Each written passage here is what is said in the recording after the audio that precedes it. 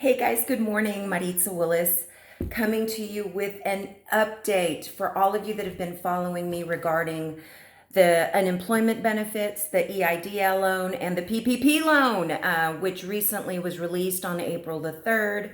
A lot of us are having a little bit of a struggle.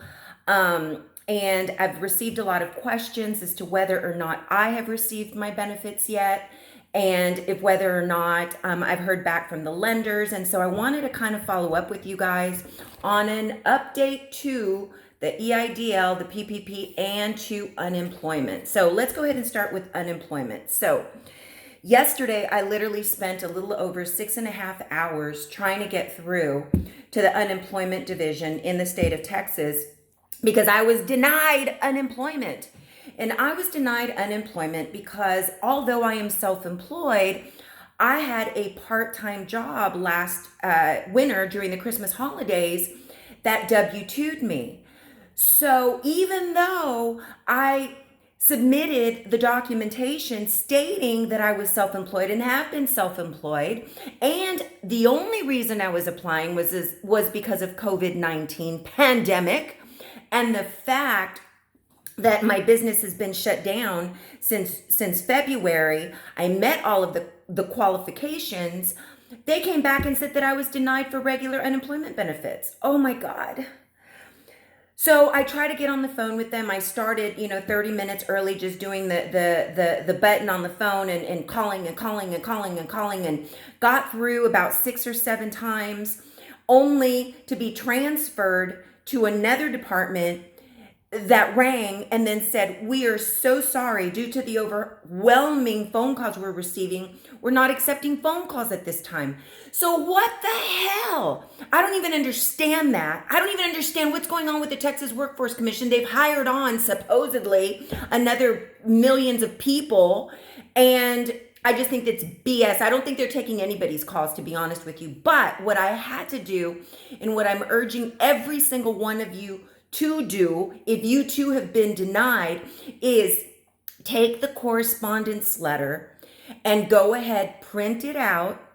Make sure that you also, if you've been self-employed and you've already filed your taxes or even filed taxes for 2018, get those in order and appeal that decision. It is your right as a self-employed individual to get benefits because of what is happening. Hell, it is your right to get disaster unemployment right now, even if you had employment last year and you've been laid off and the employer didn't pay enough into your unemployment benefits. So don't let them scare you off. Don't let them demotivate you. Put on your pants of aggression, because guys, and patience, because literally it took me, and I know how to do this, it took me about 5 or 6 hours to gather all of this. I submitted an appeal via fax. I submitted an appeal online when I finally could get online, and I submitted an appeal in writing. Yes, I am bombarding them with an appeal because of the fact that I don't trust that what they say is true regarding the manpower that they have. And so I just want to make sure that I cover all of my bases. Let me see if I have, shoot. I was hoping that I had where you could actually fax your information to, but it'll be on your website on where on your correspondence information on where you can actually submit an appeal. So make sure that you don't throw in the towel just because you're not receiving those benefits. All right. Secondly, let's talk about the EIDL and the PPP. Great news. Those individuals that filed back, well, great news and bad news for some of us, but let's start with the great news. They've already started to distribute those checks. So a lot of individuals have already received the EIDL directly deposited into their checking accounts, anywhere from $1,000 to $10,000, again, depending on how many employees you listed for your company. So that is already happening. Some of us have been skipped, and here's why. Those of us that have ever had issues with our credit have put a credit guard on our credit, so that if anybody tries to pull credit, it alerts them and it blocks them So it's like credit blocker, right? Oh, who knew that the SBA was going to be pulling credit for this EIDL loan? And it doesn't really matter if you've got a 400 score or a 800 score. The fact remains pretty much everybody is going to be getting this assistance. But if you were like me that has a credit block on there because of identity theft in the past, they skip me. So you have to call and release that credit block so that the SBA can now put through your information. So I'll probably go to the bottom of this stack again. And so I now once the SBA, and you're going to see it because it's going to be an inquiry on your credit report, right? That they've gone ahead and they've done this.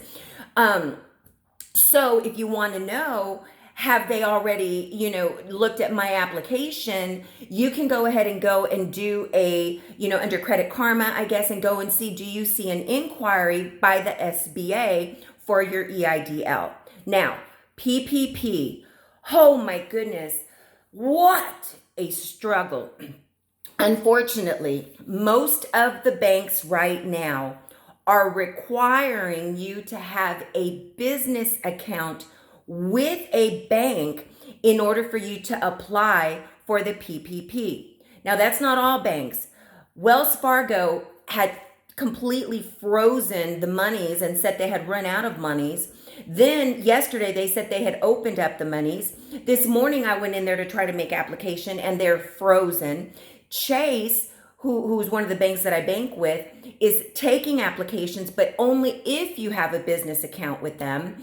BBVA, First National Bank, have opened up again the funding for this PPP. So this morning, thank God I had a business account with BBVA. I went in, logged in, and as soon as you do, the way that I looked it up was under BBVA PPP loan, all right, or Chase PPP loan. When you do that, it's going to pull up a link where you can go and make application immediately.